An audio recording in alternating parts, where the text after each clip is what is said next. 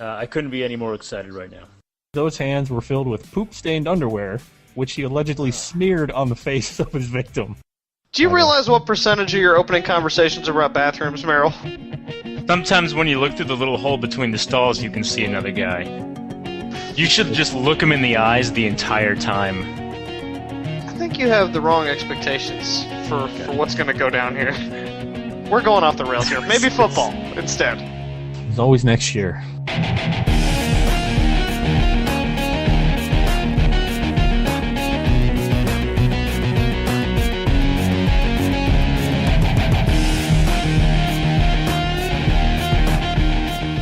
Happy No News is Good News Day, and welcome back to the Sandlotcast. For those of you that joined our earlier broadcast for a few minutes, we had some technical difficulties, but we're back now, and we were in the middle of taking a stance on punch top cans, and we're not sure how much of that you guys heard. So, did we ever take a stance on that, guys? I thought, maybe if you were serving something, it might be necessary, but otherwise it was crazy. And then I think that led to a discussion on other worse ways you could get alcohol into your body, such as the recent eyeballing craze, wherein you would take a bottle of vodka and shove it up against your eyeball and pull it back, and it'd be like a shot, except it's in your eye. Does it actually go in your eye socket and you drink it that way? Well, I think that's the notion, is that it would get to your bloodstream faster if it went in through the eye. I don't know. The whole thing's obviously the dumbest That's gotta shit burn. ever. It's gotta burn like 1,000 suns. All right, so let's have a bet. Who wants to do the vodka eyeball on the podcast? Never. I don't care. Never will I do it. I could work. It's gonna happen. I've heard worse though. It's gonna happen. There's a sometime. vodka enema that they also the legislators were worried about. Moving on. Moving on. So I'm gonna say it's a concern of the populace. For the sake of the opening, I'm saying anti-punch top cans. Getting back to the crux of this. Who's with me? Yeah. Okay. Sure. No, I'm for him. Bottle, old-fashioned American. What? Would be for him. Pop the top and go vertical. All right. You guys want to get in some team overviews here? Let's do that. All right. So we're going to do our team overviews. We're going to do our power rankings, and then we're going to do our predictions. And Hillers might even throw a surprise in here or there. And there's a surprise coming. Doesn't involve the removal of. Well, anyway. Let's start with the Surly Podcasters division here, guys. And the way we're going to do this is I'm going to kind of throw it to you guys on what went good, what went bad, or the good or the bad, what went wrong. Anyway, for these teams, we'll start with you, Anthony. We're going to start with Dave's team here. Dave put up 184.1 points, blasting the record that was previously set, I guess, a couple years ago. Was it last year, maybe? Last year. Last year. He went 2-0, obviously. He beat Touchdown Jesus and the Chupa Libres. And Anthony, you got the easy one here. Tell us about the good here. This is definitely a softball question here. I mean, so, yeah, like you said, Dave broke the record, but he didn't just break it. He shattered it, buried it, covered it in concrete for it never to be unearthed again, because no one will ever touch this record for as long as we keep the scoring system where it is. Every one of his players hit pay dirt with 4 passing touchdowns. Yeah, only 2 rushing touchdowns, but then he followed up with 8 receiving touchdowns on the team, in addition to 730 rushing receiving yards. That's just unheard of. So what went good? I don't know. Everything. That's a season for a good receiver right there. Not a great receiver, but a good receiver. That's 16 games worth of stats. That's a season for my receivers last year, actually. That was Watson's final score, at the end of 12 weeks last year. His whole team had that much. Right. That's pretty insane. So Pritchard took the beating of the week in this one. He lost by 130. Hillers, you get the tough one here. Is there anything Dave should worry about with this? Yeah, that he'll never do that again as long as his team exists. I mean, everybody hit pay dirt, not just once, but multiple times. And 3 of those touchdowns were Eli to Victor Cruz, and it's not like he can't do that again. And I'm not saying that riding the Giants and the Niners isn't better than riding the Chargers, which it is. But it's still just 2 teams. If those 2 teams have bad weeks, this team will follow them right down the toilet. Right. And so we were all clearly wrong when we said this team did not have breakout potential, because it has the most breakout potential of any team ever. but I can't accept this as the new line of business for this team here. So I'd like to say one of the good things, Denarius Thomas here. Here's a guy that we thought would lose some touches, lose some targets. Who's we? Okay, I thought that. Okay. Would lose some targets because Welker's now in town. But with the run game stalling out the way it did, I mean, no one really shined during that game with the Ravens. And, they had all opportunities to run being up so much. They were still throwing at the end of the game. So it was good news for Dave. Certainly was. He had 5 players score over 20 points, which, I mean, that's good. And then one on his bench. So, also, I gotta say, having 3 quarterbacks again will eventually bite him in the ass again this season. Yeah, and I'm gonna go against the conventional wisdom. I know you guys aren't gonna agree with this, but I'm gonna say fluke. I mean, it's obviously a fluke. I'm gonna say total fluke. Like, this team may never get over. I'm gonna say like 120 again the rest of the year. I think this was a total anomaly, and I think riding the Giants and the Niners is gonna not be great for him.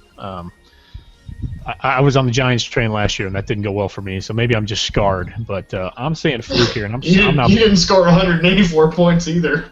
No, don't get me wrong. I love the Giants, but yeah, I'm my opinion on Dave's team has not changed that much versus last week. So anomaly here. Let's get into Hiller's epidemic. Hiller scored 144.4 points, I believe the second highest score of the week. He goes 2-0, and he beats the Winier and Dad Dix. Hillers, we're not going to let you do the good and the bad here. We're gonna take any other week. 144 would have been big news. Yeah, so I'll start with the good here, Anthony, and I'm going to say, obviously you start with Aaron Rodgers. As with everything with Hiller's team, you start with Aaron Rodgers, and he put up his typical, high 20s to mid 40s kind of week. It's funny because you started with Aaron Rodgers, but Hiller's usually finishes thinking about Aaron Rodgers. Yeah, he sure does. Hey-o. Absolutely right. But the other nice thing is Reggie Bush. And I remember on this very podcast, Hillers, you said something a week or two ago, maybe right after the draft, where I said I thought Reggie Bush would be a top 10 back, and you disagreed, and I'm standing by that. And I believe that even more today than I did. And I don't think you thought Bush was going to be bad. I just didn't think maybe you saw this coming out. No, I listened to that. I was skeptical. I'm less so now. Yeah, I think Bush is going to have a huge year for the Lions, who now really don't have to run. They can just pass us to Reggie Bush instead. So they'll be happy with that. But let's get into the bad here, Anthony. This one not such a softball for you, since this team really went kind of nuts. But anything bad or any kind of cracks in the armor here for Hillers? Maybe just a couple. I don't fully believe in Jared Cook. I think that clearly 24 points is an anomaly out of your tight end. But St. Louis is gonna have some trouble. They have a tough schedule with the Niners and Seattle twice, so that's gonna be tough for him. Amendola still looks like he's gonna be an injury risk throughout the year. He may not even play. What is it, tomorrow? And then Alfred Morris. I've been saying I've never been an Alfred Morris fan. I mean, I think he's a good runner, but I just think he's overrated as a fantasy running back. Yep. And as soon as RG3 gets figured out, which it appears it has happened because the Eagles made him look foolish, Morris is going to start losing that value, and it might be going that direction right now. Well, interesting stat on Morris. Do you know that Roy Halou was on the field for more plays than Alfred Morris? No. That's a fact from Monday night's game. So. Is that just to maybe change something up to spark something, or do you think there was? I'll tell you what it was. I mean, I was at that game, and the first half and the second half were completely different. You know what I mean? Everybody on the entire team, including Robert Griffin, botched the first half badly, and they got in so much of a hole. They needed a much more of a passing-oriented game. Roy Halou, I will admit, is their passing back, right. And so he was out in a lot of the second half when they were down 33-7. But I don't necessarily view it as the death knell quite yet. That whole team looked rusty and bad in the first half, and by the second half we're competitive again and we're working things out. So maybe just not enough preseason snaps for them. in my view. Yeah, I think that's part of it. I mean, maybe Griffin isn't fully healthy yet. Maybe that knee still is bothering He him a wasn't little bit. running the read option either. And if that's the case, if Griffin isn't that running threat, then that's going to hurt Morris as well, because that's one of the reasons that he ran so well is they had to account for 2 running backs basically that could take the ball last year, and That's they don't have exactly that right. anymore. But Hillers, I think your team basically Tuesday morning a lot weaker than it was Monday morning because of the Amendola news, and I think that Alfred Morris maybe got a little weaker. You know, it's only one game, so we don't want to. Yeah, he got 9.4. It's not like a bust. No. What are you got to be feeling pretty good about your team though, right, Hillers? Oh, excellent. Yeah. No, I think it's solid. Obviously, I'm a little bit concerned about depth, but starting lineup, I think, looking great. I like Jared Cook. Okay. All right. We'll move on then. We'll do the Weenyay Masters of Elegance next. Ooh. They put up going into Monday night. They looked like a very bad team. Disgusting. And then the Eagles played, and this team is going to rely heavily on Chip Kelly. And they scored 99.9 points. They lost to Hillers and to the Assassins. Ran into those 2 teams, unfortunately, this week. And they go 0-2 to start their Sandlot career here. Hillers, we'll start with you, and we'll start with the good. What can Andy take away from this that might give him some hope? Well, I think his quarterback depth was a lot better than anybody expected. I mean, if you can choose a matchup between Alex Smith and Jay Cutler and expect one of them to get in the 20s, that's acceptable. You know, it's not an elite quarterback, but considering he paid all of, I don't know, $10 for his entire quarterback crew, I think that's better than you might expect and pretty decent. And LaShawn McCoy, obviously, under Chip Kelly's new offense, you know, Andy Reid didn't he ran him a lot, but maybe not to the way that best was to an advantage to him, and he looked great he was just shredding people, and the line was opening up these just gigantic holes for him, and he was just running crazy. And you know, I think the only thing you'd have to be worried about there is conditioning. It's like if he's going to get tired, because it's other than that, it looks like they're going to let him run wild, and that for him and both Deshaun Jackson, I think, will be a big advantage, at least through the first few games of the season, while other teams try to figure out this sort of really high-paced, fast offense. Yeah, but I mean, if he gets tired, it's because he's running a lot, which is still a good thing, right? So you're still going to get a ton of points, right? But this is the good, not the bad. So I'm saying that was meant as good. You know what I mean? And also, just on the bench, it looked like Floyd had a really good, you know, kind of outing for the Cardinals, even though Andre Roberts is their number 2. Probably a good, cheap sleeper pickup, maybe a number 2 receiver in a couple of games. Yeah, the Cardinals' passing attack looks actually like a passing attack this year, which is how about that? Yeah, Anthony, the bad. What should Andy be worried about with this team? Well, you know, I was surprised to see Tavon Austin and T.Y. Hilton do so poorly. Now, I think that T.Y. Hilton is probably a fluke. You know, they even said with a newsbreaker that, you know, they were going to try to get him more involved in the next couple of games. But Tavon Austin, maybe I expect a little bit more from. And then, you know, his flex spot is in question. If Tavon Austin doesn't pan out for his flex, then who goes in there? You know, maybe Floyd, but I mean, Mark Ingram, that dude didn't do anything He's tough to rely on. Yeah. So he's hurting on depth. But hey, maybe when Gronk comes back, maybe, you know, you throw Gronk in the flex spot and he's all right. But just when is that going to happen? I don't know. But one good thing I'll say about Andy, I know I'm not supposed to do this, but for a couple of poor showings out of his like wide receiver 2 flex running back-ish position, well, maybe Richard did fine. He scored 100 points, which ain't bad. You're not supposed to. Yeah, you're not supposed to say that. You're not supposed to. 100 isn't enough. 120 wouldn't have been enough. Yeah. No, I hear you, though. His team looked a lot better, kind of like the opposite of Hiller's team. His team looked a lot better Tuesday morning than it looked Monday morning. And I think a lot of that was due to the Eagles. If the Eagles' offense, you know, they ran like 50 plays in like the first quarter. I mean, if they're running that many plays. And, you know, everyone on TV has said that, but also not every team is going to give them 2 interceptions, a fumble, and a safety in the first 7 possessions either. Redskins screwed that up. The offense was on the field the entire time. Right. No, that's very true. But the fact is they were getting plays off with 25 seconds left on the play clock, and that's going to lend itself to more offensive plays, you know, naturally. Sure. And but not that many. I think this team with LaShawn McCoy, who could be the number one running back in fantasy by the end of this year if he stays healthy, and if Vic stays healthy, this team could be a surprise team. There's hope there. I don't think any of us thought there was hope coming into the season with this team, and I think at least I've changed my mind. I think these guys could make some noise in this division, in this league. We'll see how much you change your mind when the power rankings come around. Yeah, well, somebody's got to be at the bottom.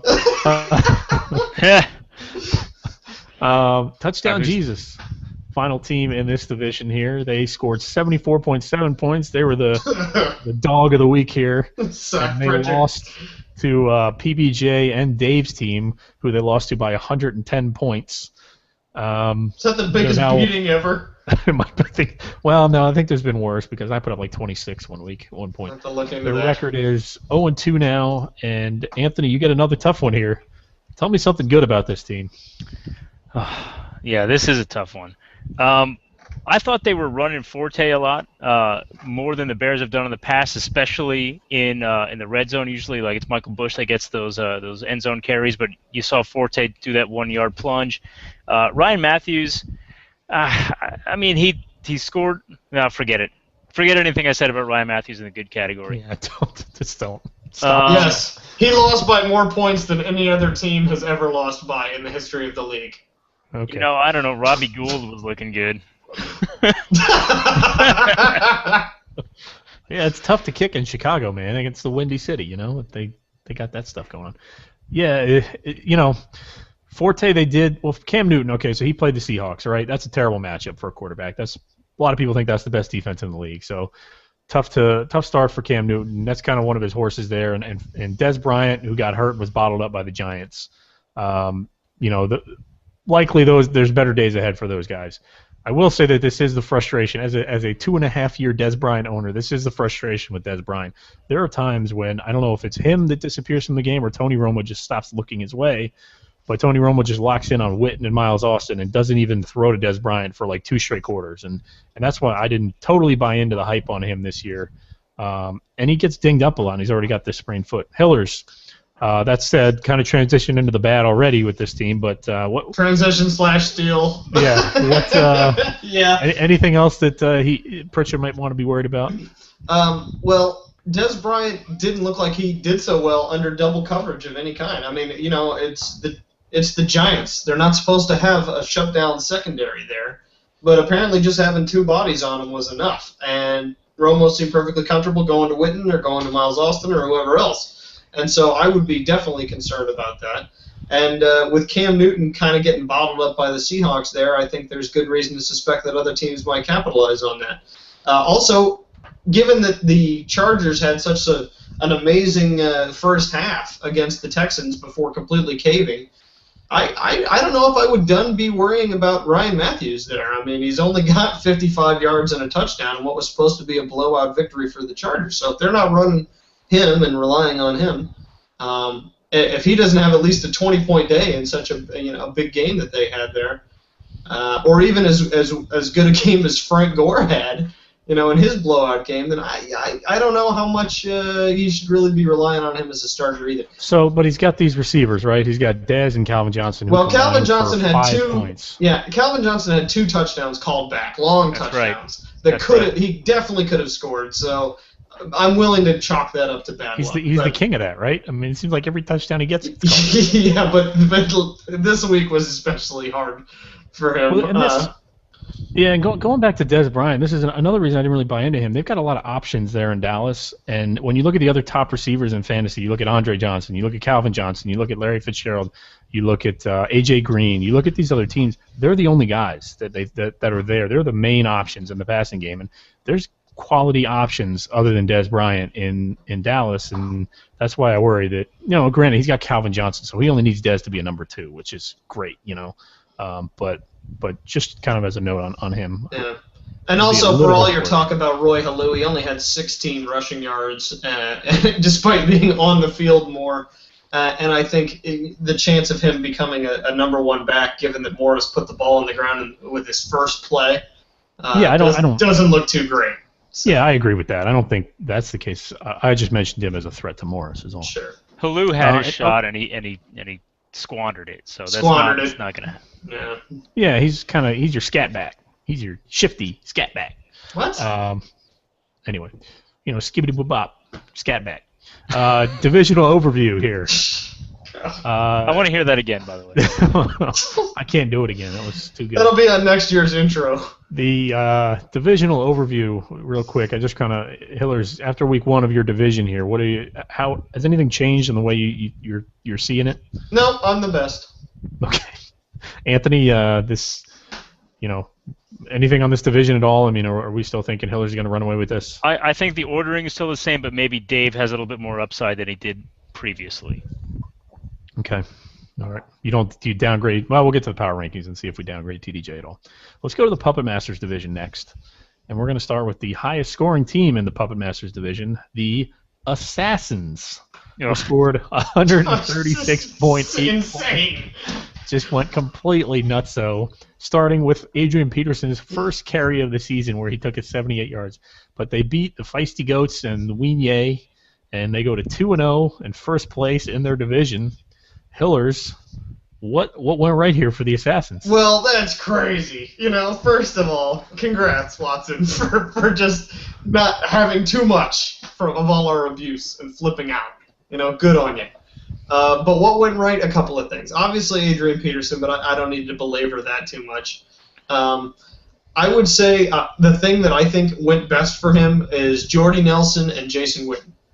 They both got plenty of targets. They shook off, maybe some doubts there. Witten is obviously getting a ton of red zone looks. He got a bunch of receptions for the Cowboys. By a ton, do you mean 2?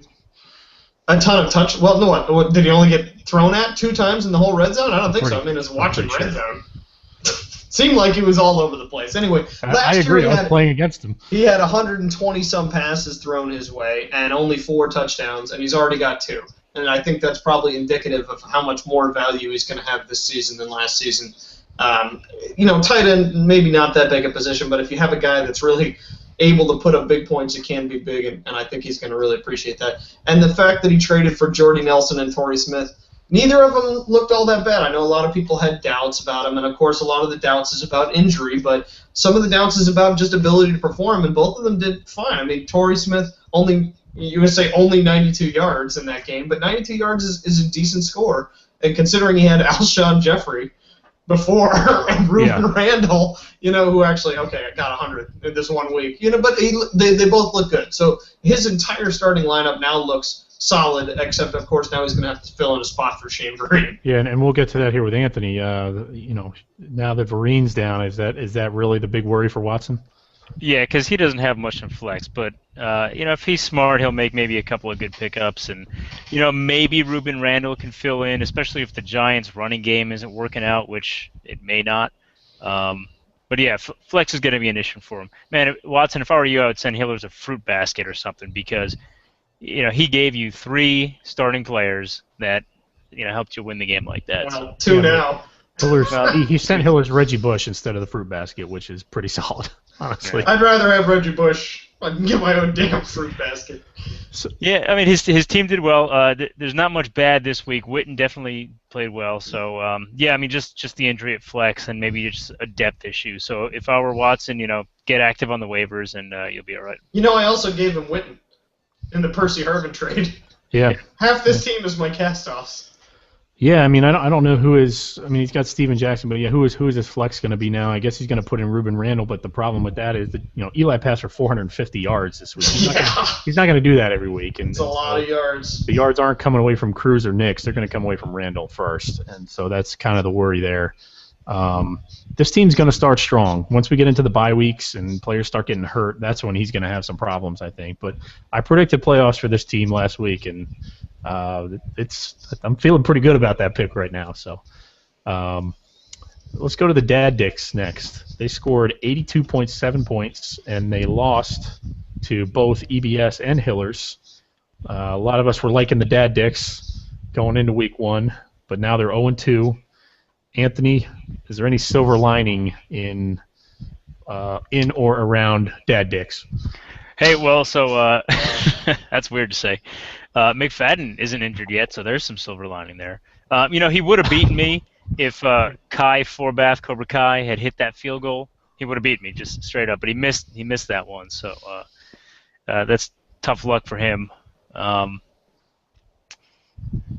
I mean, I don't know. Steve Smith, somehow that mummy is still playing and doing well. He's only 34. He's the same age as Reggie Wayne. He seeks vengeance for previous crimes. Look, so I think that if you look up and down his scores, yeah, he has a couple of sporadic touchdowns, but like the yards are really low across the board. I think this is probably a valley for this team. I don't think this team will score this low ever again. I think it's only upside from here on out. So, okay. Hillers, what can we expect more of this? Is this gonna?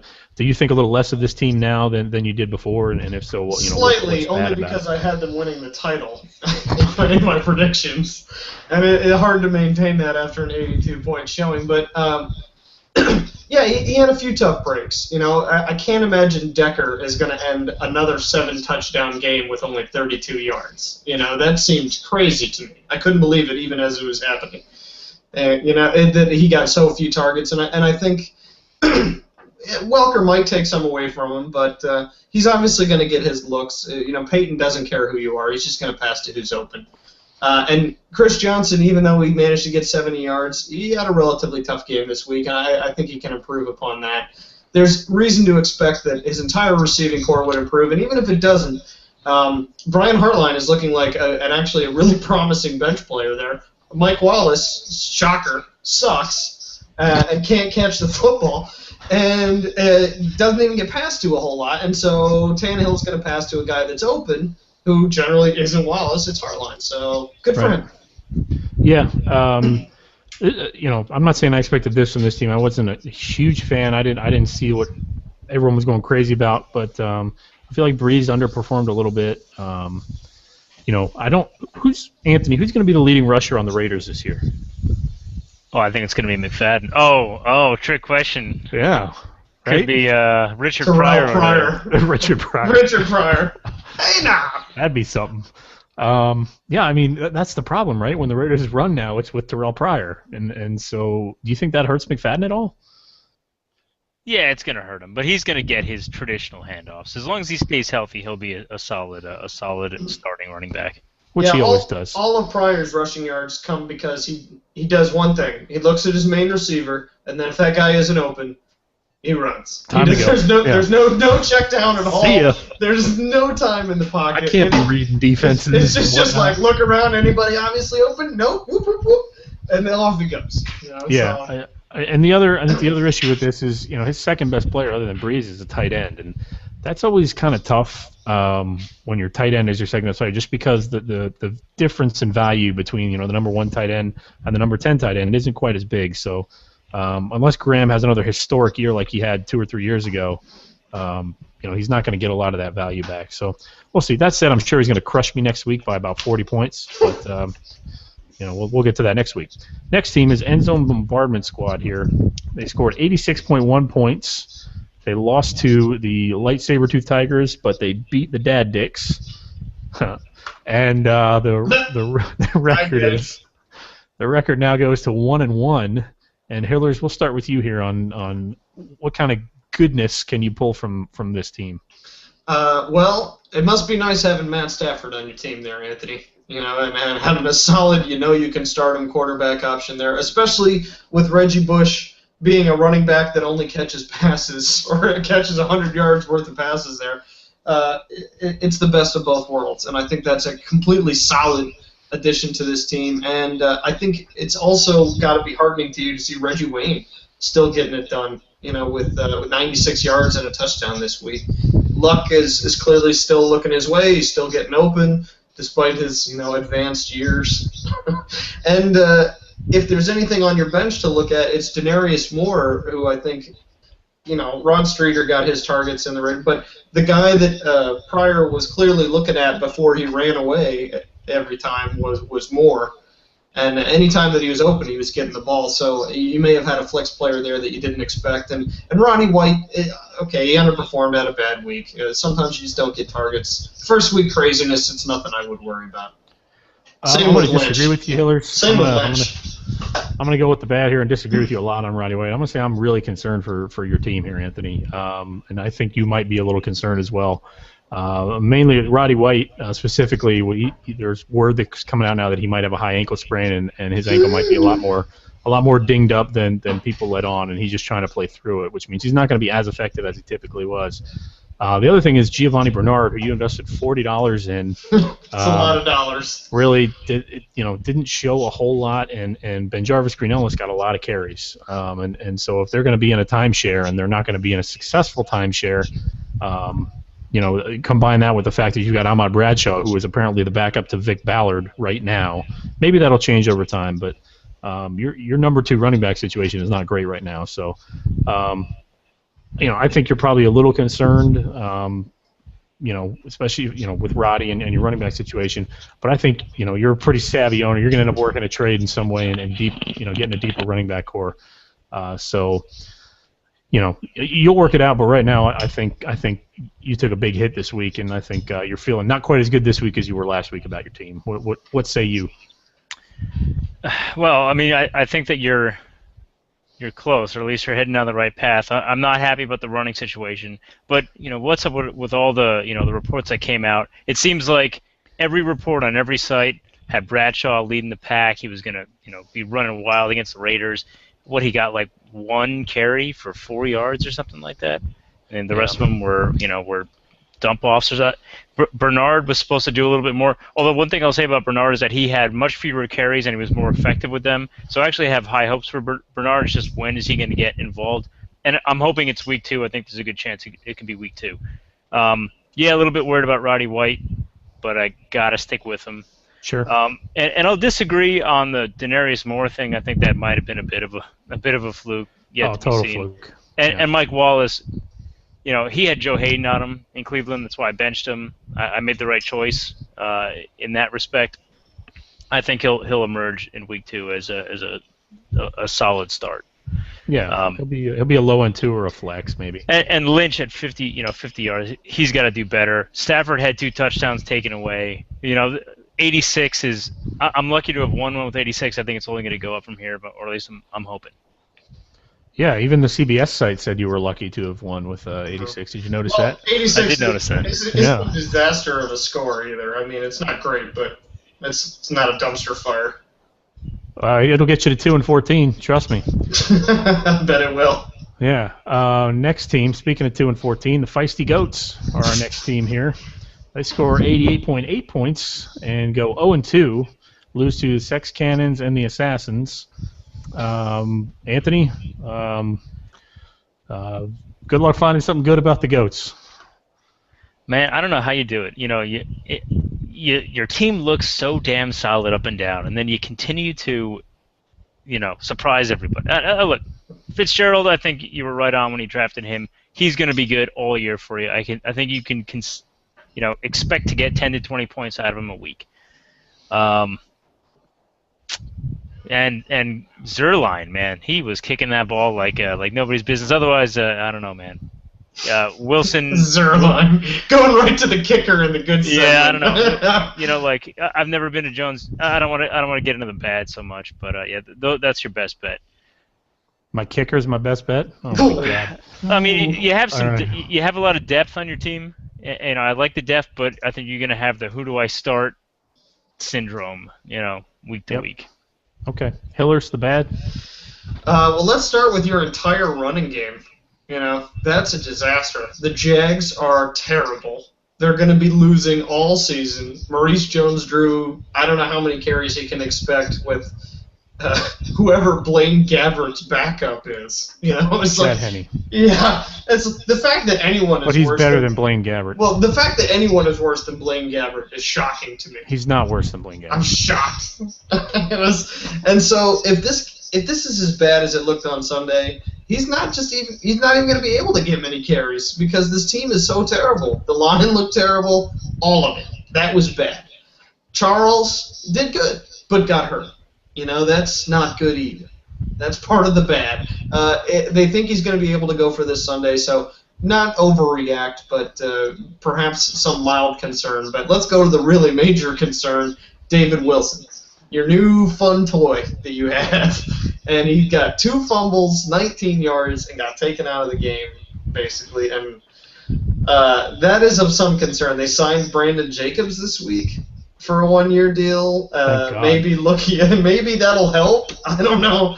I mean, it's not going to be this bad. The guy's not going to take away points from your team every week. But this was not the debut that fills one with confidence about the guy that's supposed to be taking over their run situation. And I know Coughlin does not put up with it if you drop the ball. And then Dwayne Bowe, not to keep going on bad, but there was a lot of bad this week and did not perform to expectations at all. Even though the Chiefs had an okay game, they won their game, I think.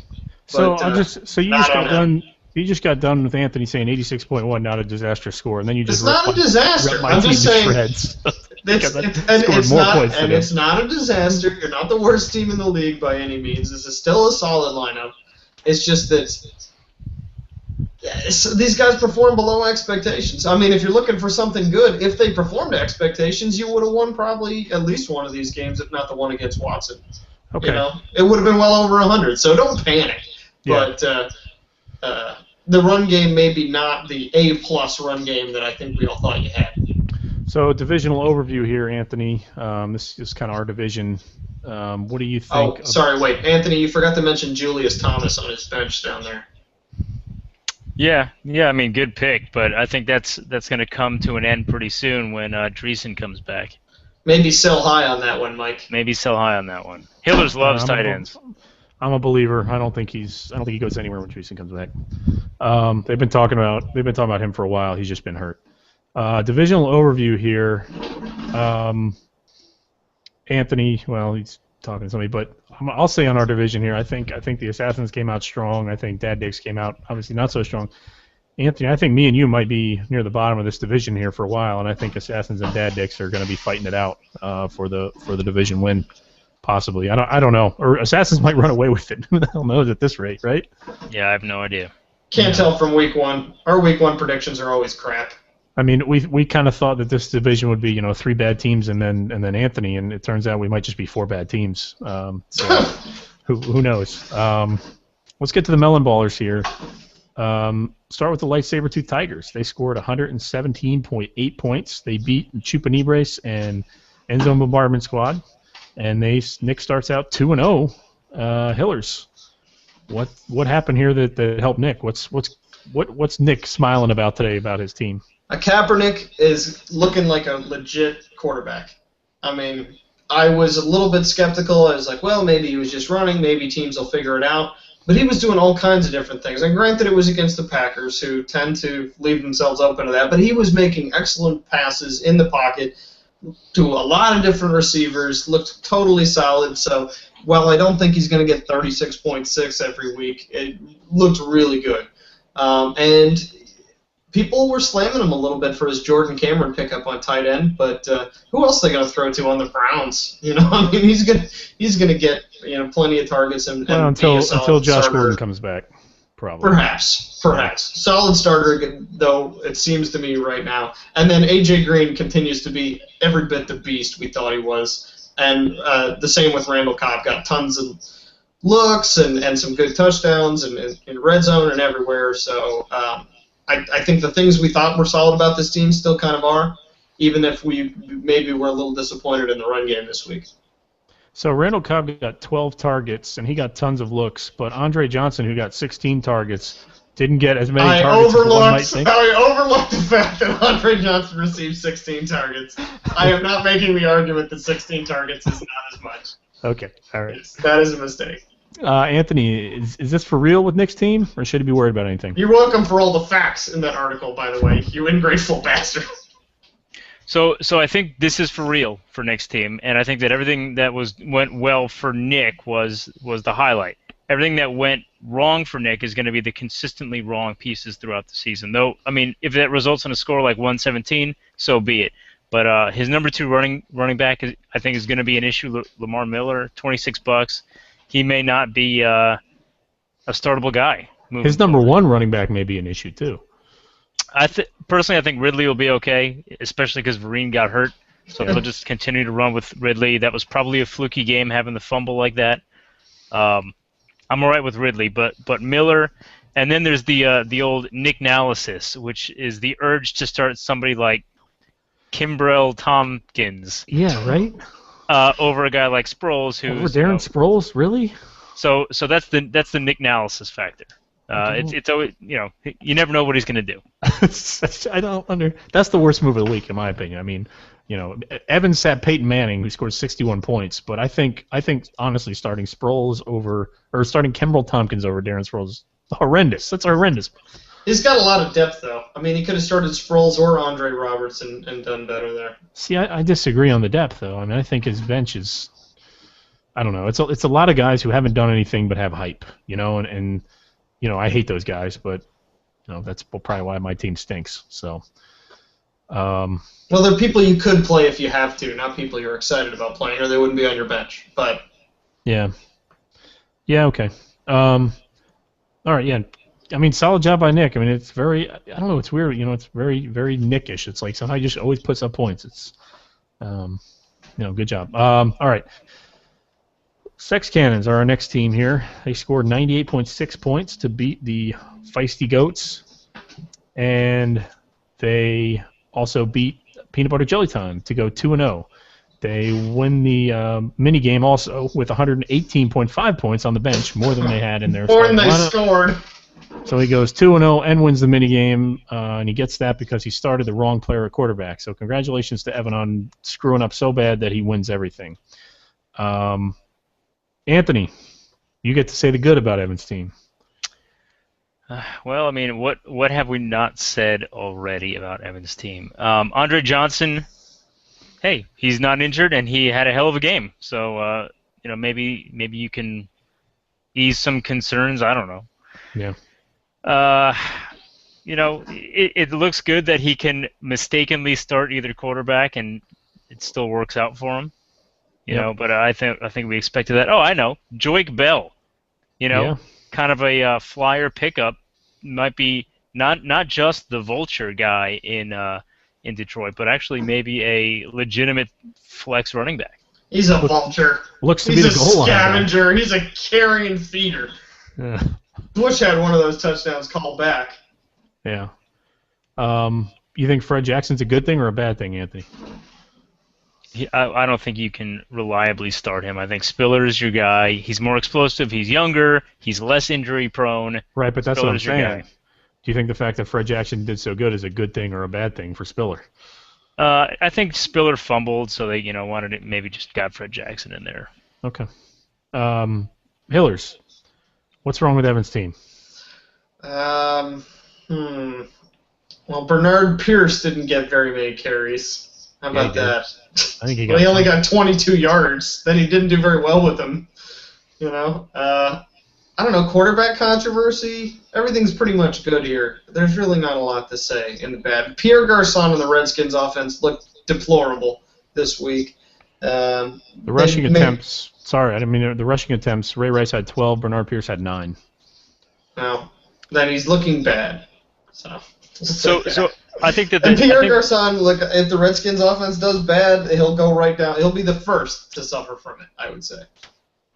Okay. So as far as the bad, I think it's easier to talk about the bad on this team. Evan was 500 in the breakdown. So if he had, let's say, things had swung the other way for him, which historically is not likely. They never do. Let's say that happened. And Evan went 0-2, right? Would we still say the same good things about Evan's team? No, and I wouldn't say good things about this team, honestly. I think this team is not nearly the team it was last year. Not that it would need to be to win, but I don't think this team is going to be a team people are afraid of.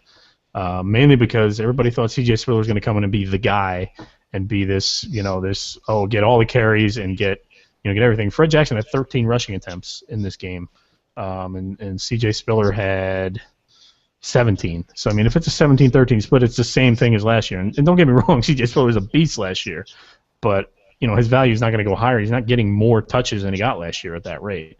The Ray Rice Bernard Pierce thing might be a worry. I mean, people were worried about it, and the Ravens' offense is not what it was last year, and that may hurt Rice as well, especially if they go down and they're playing from behind.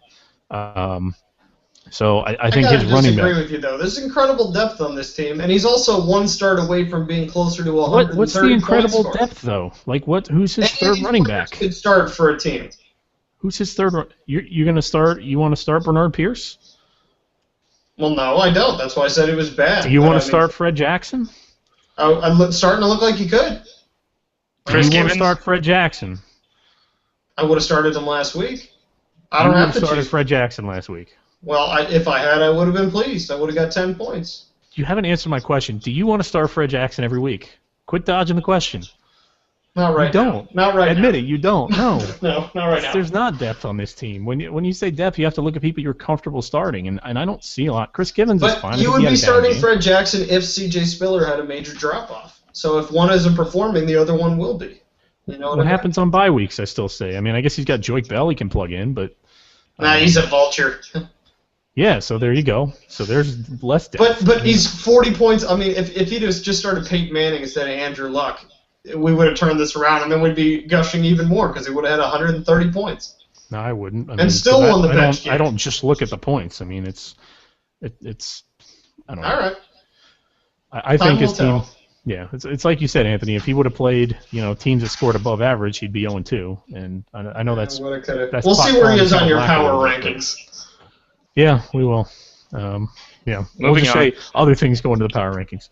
Chupa Brace scored 98.5 points and they went 0-2. Unfortunately, they scored 0.1 points less than Evan and go 0-2 instead of Evan, who went 2-0.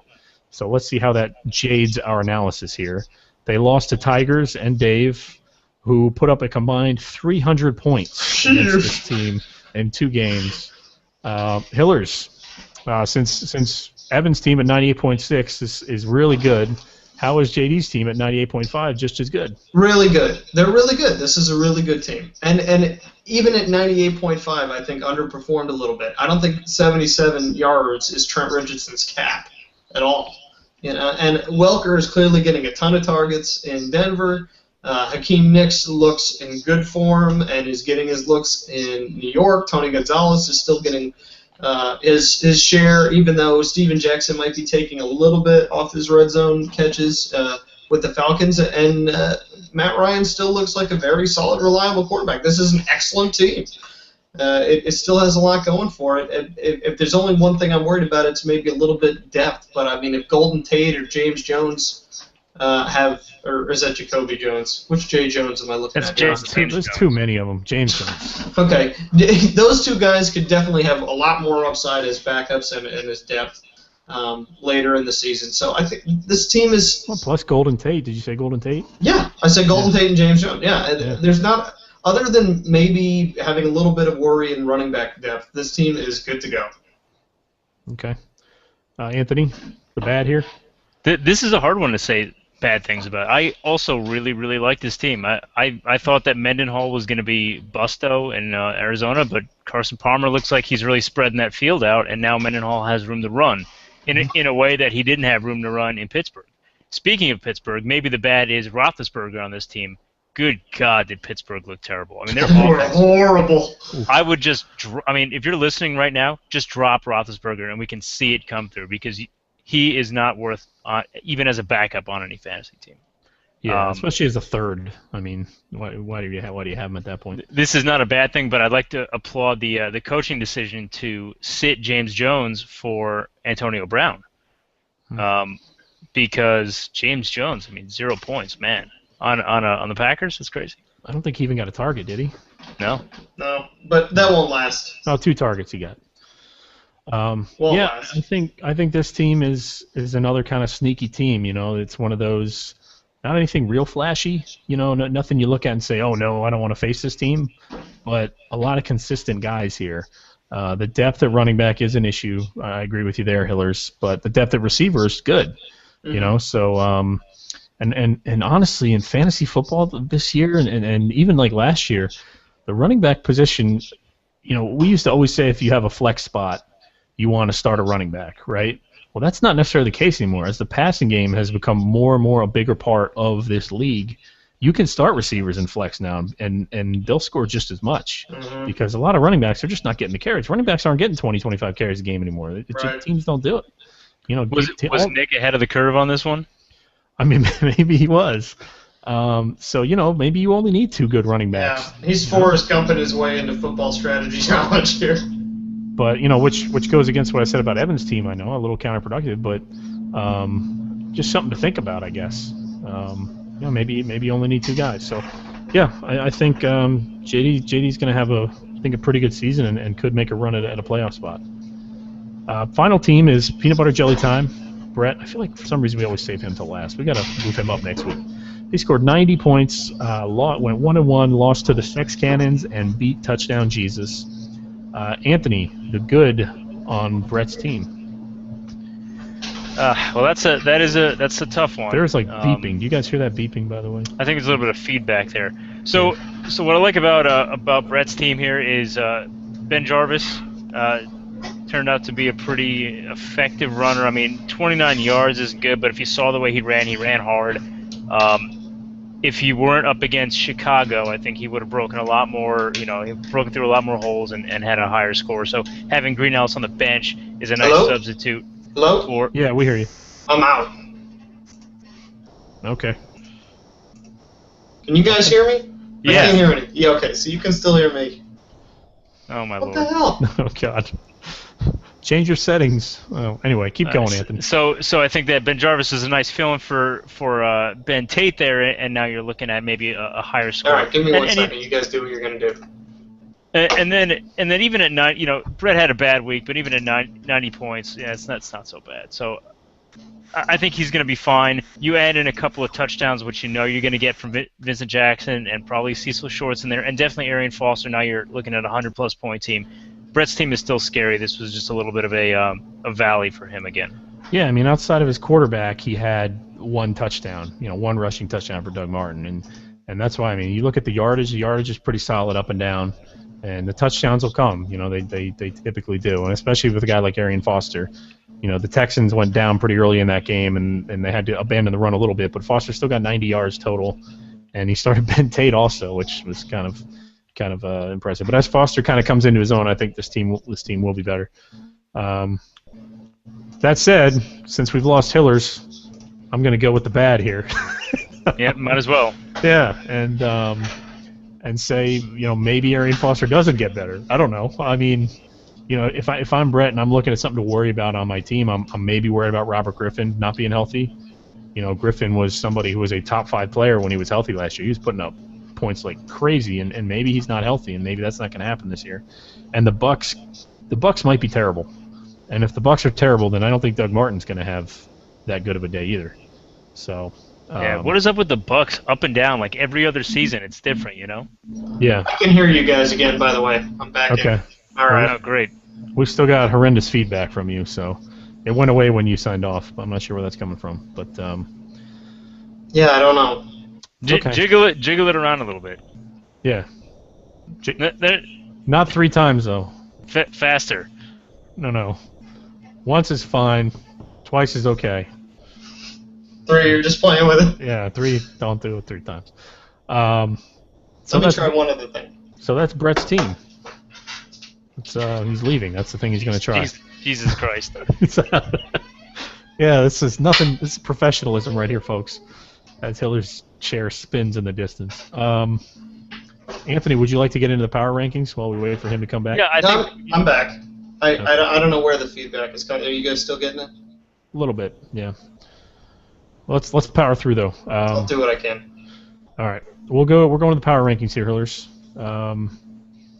And we'll start. We'll just do our 12-7 and then 6-1 like we normally do, if that works. Okay. And 2 questions. Do we want to do Brad Cave or Double Down? And if not, let me know, because I had a special feature for this. How long is it going to take? Going to be quick? I got 3 statements for each of us. I could take it down to 2. All right, let's do it quick. Okay. So Merrill. So what is this segment here? What are we doing? So here's the segment. I'm going to list a prediction or a statement that you made in last week's podcast at the beginning of the, for the year or for next week, And you're going to have to say that you either brag, because that statement was correct, and you deserve to be recognized as correct. You cave, admit you were wrong, and that no one should ever listen to you because you're wrong about things. Or you double down, which means you were wrong, but you think you're going to be right in the long term and that you'll be vindicated, or eventually gain twice the shame. All right, I got it. Okay. So, Mike, let me give you one of yours here. You said that the Wingnier was at a severe disadvantage at QB. Both of their QBs this week scored more than Tom Brady. Do you brag, cave, or double down? I will double down against Alex Smith and Jay Cutler as viable starting quarterbacks. Okay. Anthony. Because I have them ranked at 12. I have them ranked at 12 in the league. I mean, if you rank the quarterbacks on each team, they're the worst. Actually, I have them at 11, I think. You got Dave at 12. Anyway. Anthony, you said that strong number twos is an excellent team name for Watson this year. Brad Cave or double down. No matter how many points Watson scores, I'm going to continue to brag about that one. Yeah, but you can't brag about it because you were wrong. You were wrong. You got to cave or you got to double down. No, I think I'm still right. Okay. It's a team name, so Didn't in you this hear the case, explanation of this? well, He put up because the it's a second, team third name now. You know, Yeah, maybe a alright. bad one for a second. One of my things is I said Dave's team will put up 80, 90, sometimes 100-point level. I'm gonna cave because you put up an 80 and 100-point level in the same week. All right. Way to choose a finite number on that one, by the way. Yeah. Yeah. Well, I 25-point range. Yeah. Okay. Well, I'm just saying, we were describing how it would be a middle-of-the-road team, and it had no breakout potential, specifically in that conversation. Obviously, incorrect. Merrill, you said that JD has the deepest wide receiver core in the league and is a rich Dave's team. Is that still correct? Which statement? Which one of those? The rich Dave's team, if I have to pick one. No. I will cave on that one. I will say Dave is a rich JD's team at this point. Anthony, you said, I think Pritchard will be starting Vic Ballard by week 6. Brag, cave, or double down? I'm going to cave because you may want to start him in week 2. Yeah, that's either Good answer. That's a good cave. I would have said brag because Ballard had a lot of touches. Yeah, and I had a couple more, but why bother? I'm going to go ahead and brag that Leonard Hankerson is the number 1 free agent wide receiver this week, scoring 2 touchdowns. You can both suck it.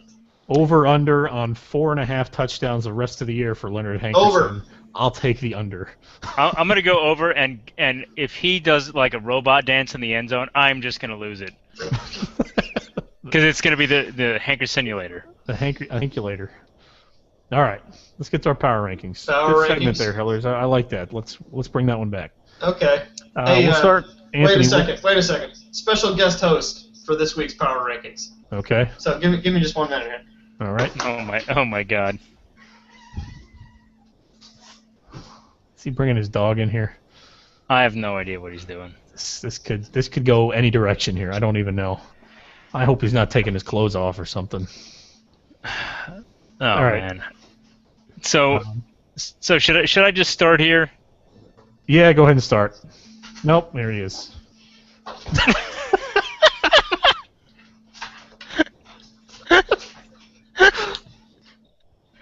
second. Oh, stupid cord. It is the Hanker simulator. Buttons. Hank it. That's a pretty excellent I will deliver the power rankings. Well, hi, Hanker Simulator. How are you? How are you tonight? Listen Yeah, to Hillers. He is correct about Hankerson. Your face there had a good game the other night. Is that something you're going to repeat? I had a fantastic game. I will repeat it often. Right. I will right. be a top 30 receiver. Hey, what do your buttons say, Leonard? One of them I know says Hank it.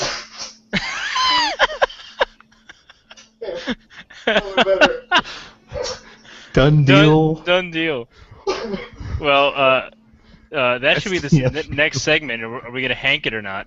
Okay, well, since you're here, Hankulator, we'll let you start your power rankings first. The CBS Power Rankings. Who do you have I will from? be delivering them. Who do you have from 12 to 7 in your power rankings? The Wingye are 12. This team is still inadequate. Can you not see your rankings? No. The Hanker Simulator only has one working eye. There's a smaller hole than expected. Touchdown Jesus is number 11. Peanut Butter Jelly Time remains at 10. Dad Dix is expected to be 9 after last week's sports show. Have you hosted a radio show before, Hankulator? This is exhilarating stuff. This is fantastic. Oh, Hanker Simulator was actually reading the wrong ratings. Hey, hey Hankerson, if Merrill gives you any more crap, you can hit your top right button there.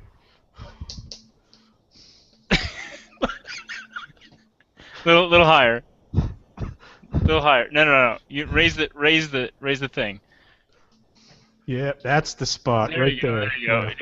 Hankerson it. That's Okay, so are we lowest here? Yeah, no. Revised rankings. Wingye at 12. Tigers at 11. EBS at 10. Chupanibres at 9. Duplex at 8. PBJ at 7. Should Hanker Simulator continue, or what? Did you go to 7? Yeah, I went to 7. All right, don't continue then. I'm sorry, Hanker Simulator went to 7. All right. Anthony, who you got? All right, I got the Wingye's Masters of Elegance at 12, TDJ at 11. Tweenye, the S is silent. Sorry, PBJ at 10, Dad Dix at 9, EBS at 8, Feisty Goats at 7. Okay. I have the Feisty Goats at 12, the Wingye at 11, EBS at 10. At 9, I've got PBJ. At 8, I've got Chupanibres. And at 7, I have the Assassins. Mostly due to the Varine injury there. Hillers, did you have Hanker Simulator? Can you tell us if Hillers had rankings, or are we just going to use yours? Hillers had rankings. Here. Okay.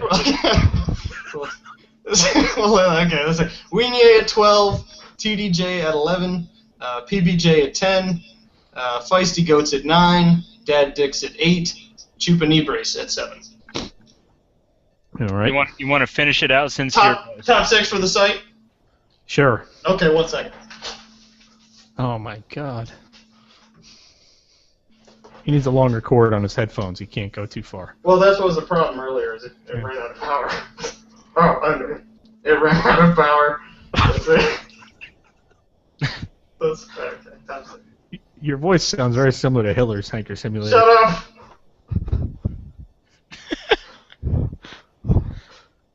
Would you care to tell us your rankings? 6 to 1. Processing. TDJ at 6. Feisty Goats at 5.